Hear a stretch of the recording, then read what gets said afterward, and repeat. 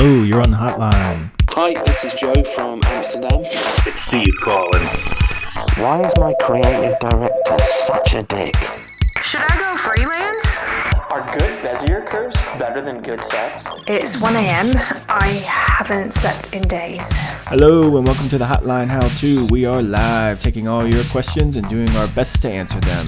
It's a cold, rainy day here in Amsterdam, so what better time to fire up the hotline and get warm with knowledge? Let's start the show.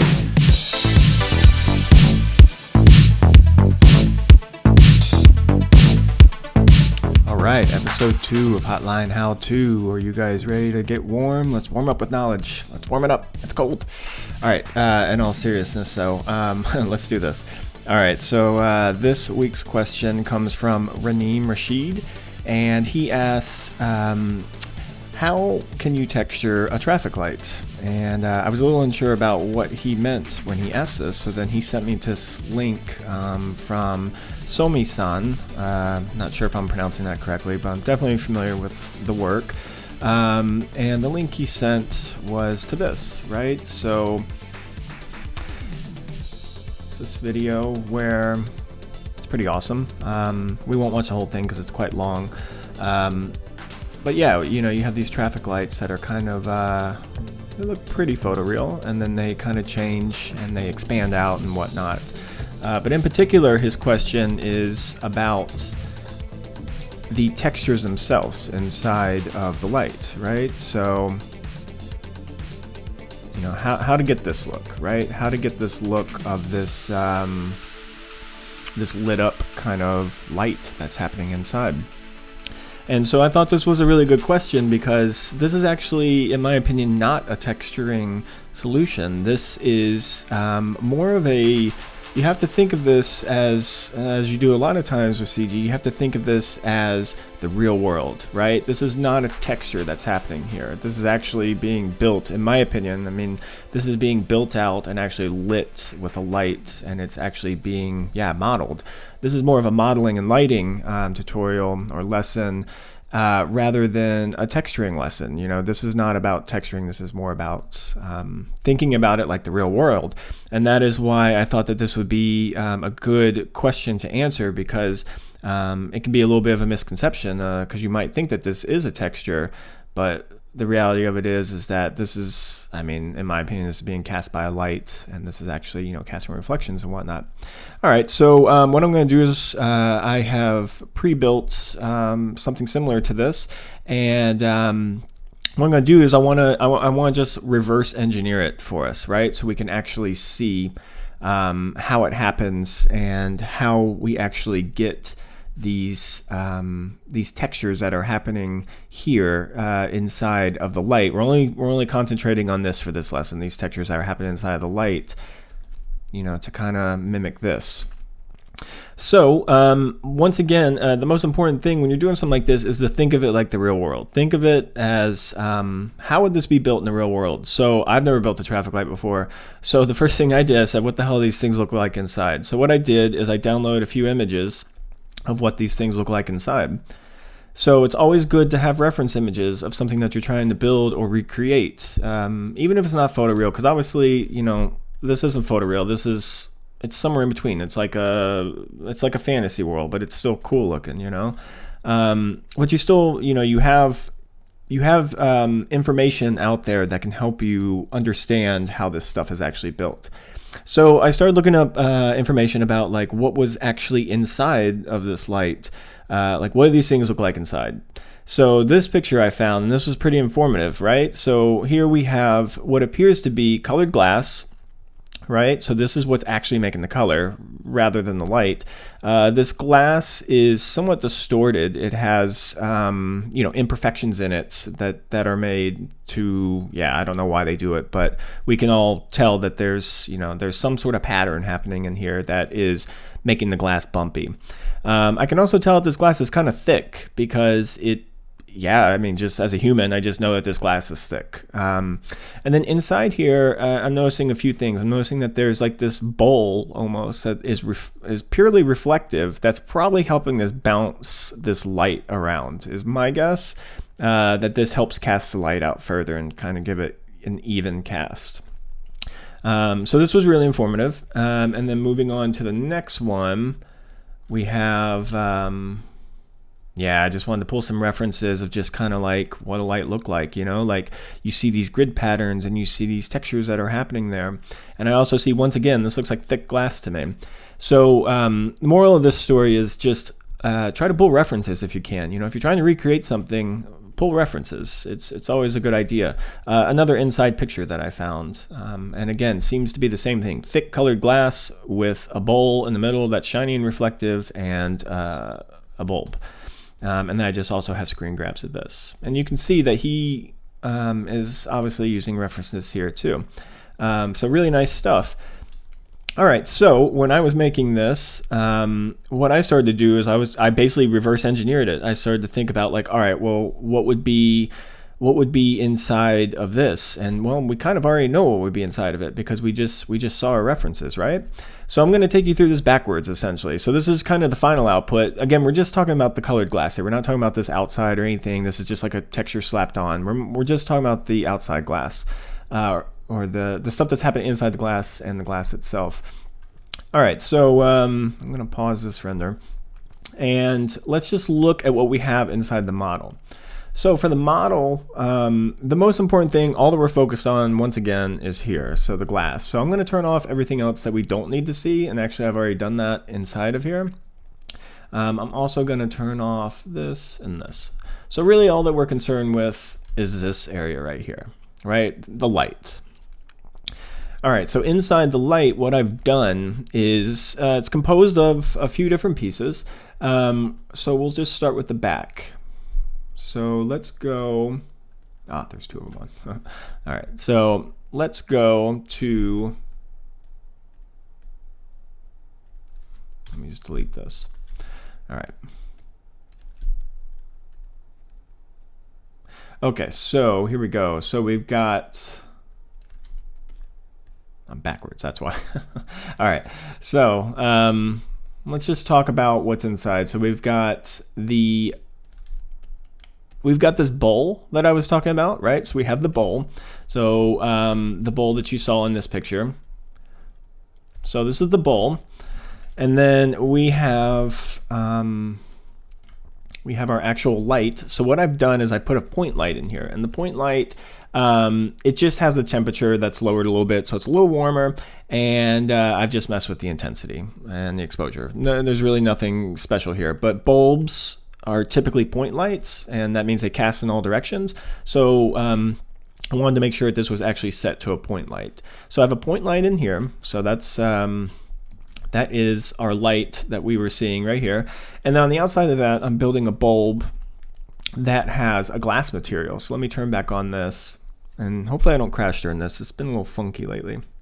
Holy shit. Okay, hold on, let me turn this other stuff off. Okay, so I said we might crash, and we crashed, but onwards. Okay, so where were we? So we have the light bulb itself. So the light bulb itself is literally just a sphere, and I put some glass around it, right? Just a simple glass texture. So it has some sort of mimicking the real world. You're not actually ever going to really see this, but again, it's important to kind of build it actually as it is. And since you don't really see it, I didn't put like crazy detail. It's just a sphere. And then inside of that, we have our point light. So when I turn the point light on, you'll see that it's, yeah, it's pretty bright right now, but these are, these are the final settings. So I went through and I kind of figured this all out. But yeah, if we turn it down, yeah, it just goes up and down. All right, and then next we have what is on top of that, right? So let's talk about probably the most important thing, which is the glass, right? So the glass that is, my image is gone. Rough day here on the computer. It is just sucking lately. All right, doesn't matter. All right, there's a glass that goes in front. So the glass that goes in front, what I did is basically I just created like a hemisphere, and I cut it in half and I just scaled it down in Y. But I also remember, and I hope you guys too remember, that this glass was thick, right? So it's like this glass actually had some like weight to it. So when you're modeling this stuff, it's always important, again, to think of this as real world, because the thicker your model is, that's going to affect how light goes through it, and it's going to affect how it interacts and how materials look on it and whatnot. So it's important to sorry about this. It's important to when you are actually modeling this to try to get it real, because if this didn't have a little bit of thickness here to the front of it, it just wouldn't look the same. It wouldn't look quite as good. You need that kind of like penetration. So that's what this has on it. So basically it has, just a little bit of thickness to it. And then on top of that, what I have is I also have another kind of fakey fake piece of glass that I'm putting on front, and I'm calling this thin glass. This actually is a thin piece of glass, and this is literally just to like catch reflections.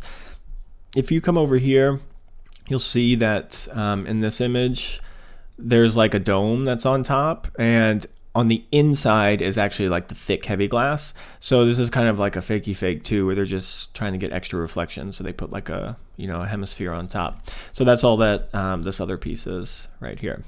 So those are the pieces, and then there's all just the other stuff that goes on it, but that's not really important. Now let's talk about how we actually light this thing. So again, the glass being the most important part is kind of what I want to talk about. So inside the glass, I created a material, and let's step into that material. It's super simple. So the material itself is a tinted glass, and then under tinted glass, you come down here and you affect the color through here, right? So this is the color of the glass down here. So whatever color you want it to be. Now mine's kind of a bluish color, and that's because this is kind of a bluish color, and so I literally just sampled this. I wanted to make it like that, but that's where this is coming from. And then the absorption scale is basically just like how saturated it is. So if I come over here and turn this stuff back on, I'm going to save just in case I crash again. And I put this to like 0.5 or something, or let's do down actually. You'll see it gets less saturated. So that's all that is, just like saturation. And then probably like the most important part is the displacement map. So if I just had this, it would just be this dome that's here. And then, I'm roughening it up a little bit also, so it's just not pure, because I feel like, especially when I look at this is not just like purely clear glass. It's obviously roughened up a bit. So this is the glass roughened up. But then also what I did is I'm really looking at these textures, right? So there's all these textures happening here, and this is like a grid pattern or like a fence pattern or something. But then I also started looking at just like what the stoplight patterns look like, and I kind of landed on like this like hexagon pattern or honeycomb pattern, I guess. So I created this honeycomb pattern that I'm using for my displacements, and what I'm doing is I'm piping that into displacement, and then I'm putting that into the displacement. And now what will happen is when I plug this into here, we'll get our displacement. And what that does is that really gives you that look of like, just the imperfections and whatnot. And you can see what's happening now. This is where the realism comes in, right? So I just had that simple sphere that's happening in here, but I can feel it, right? Like I can feel that sphere in there, and I can feel that bowl that we were talking about in there. So if I turn this bowl off, all of a sudden it takes a little bit of a different form. And then if I turn this, not that one, sorry. If I turn the bulb off, then it just kind of loses something a little bit. It looks a little bit less, there's less detail. So I think it's nice to have that stuff. I think it helps. So for the front covering, again, it's important to think of it as a real object. That's the main takeaway from this. And then the glass on top. So the glass on top, really all that's doing is just, once again, it's catching reflections. So it's catching a little bit of extra reflections, at certain angles, based on, where we're at.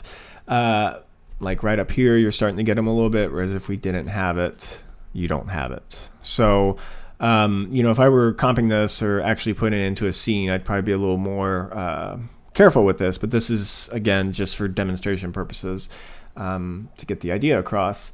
And then from there, you're kind of golden. I mean, that's kind of it. Like, I mean, I guess I should walk you through my settings a little bit more here. So if you want my settings of the actual glass, yeah, this is pretty important. Let me back up here. So the glass itself, let me take the displacement off. So I think it's like what I default to. It's like, it defaults to like 1.51. Yeah. So if you do 1.51 in the IOR, this is going to determine kind of like how your glass looks and how thick it is also. This is very important for how thick your glass looks. Let me turn this other glass off. Yeah. So if we come here, and I'm actually even going to turn this light bulb down a little bit because I want you to be able to see it.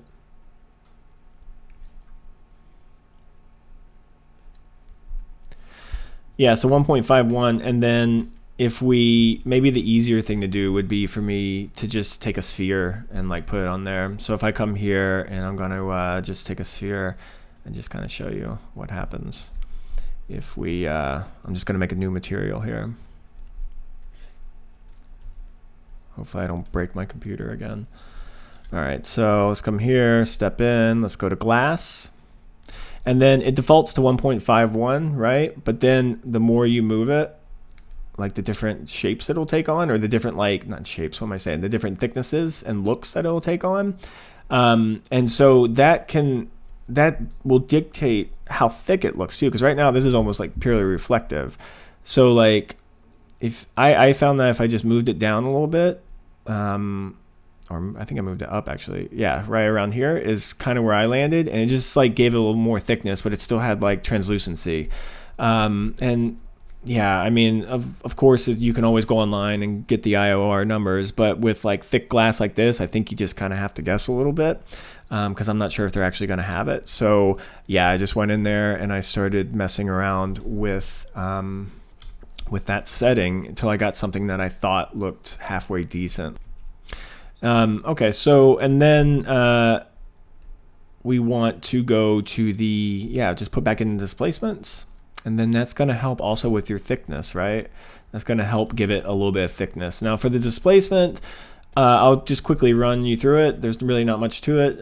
If you're not familiar, you just come to your light glass, or whatever you want displaced.